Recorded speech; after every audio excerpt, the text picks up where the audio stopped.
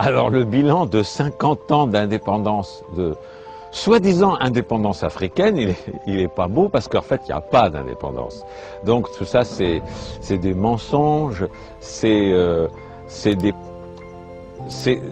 tout sauf la vérité. Il n'y a pas eu vraiment d'indépendance. Il y a eu un simulacre d'indépendance, mais une véritable indépendance, c'est revenir à ce qui existait avant le colonialisme.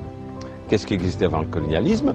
Des ethnies, des groupes qui étaient des nations, car chaque ethnie est une nation, et qui avaient des frontières totalement différentes de ce qui existe maintenant, des religions totalement différentes de ce qui existe maintenant, une culture totalement différente de ce qui existe maintenant, qu'on voit dans tous les détails, la façon de s'habiller, la façon de se coiffer, partout. Et tout cela a été colonisé. Et donc, à la décolonisation, qu'est-ce qu'il y a eu? Il y a eu un simulacre de décolonisation politique.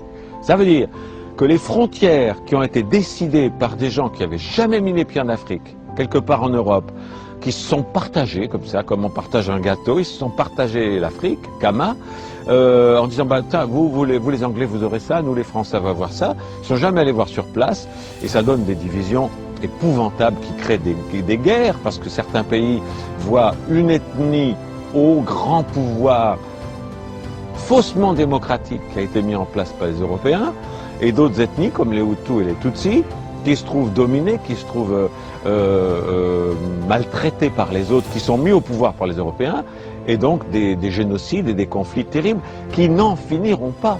La seule solution, c'est le retour aux frontières précoloniales, aux traditions précoloniales, aux religions précoloniales, à tout ce qui était avant. Également dans la façon de s'habiller.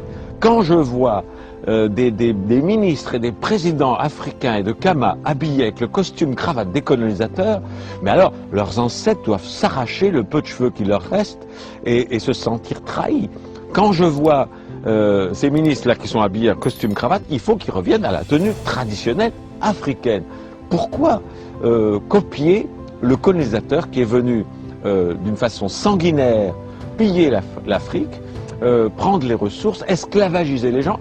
Et voilà que les ministres et les présidents africains, qui sont censés avoir mis l'indépendance, s'habillent comme les Européens. Ça, c'est une trahison. Déjà, c'est des traîtres à l'Afrique, parce qu'ils copient les Européens. Il y a quelques leaders africains qui ont le courage de s'habiller d'une façon africaine. Et tous les autres sont des traîtres à leur culture. C'est absolument inadmissible.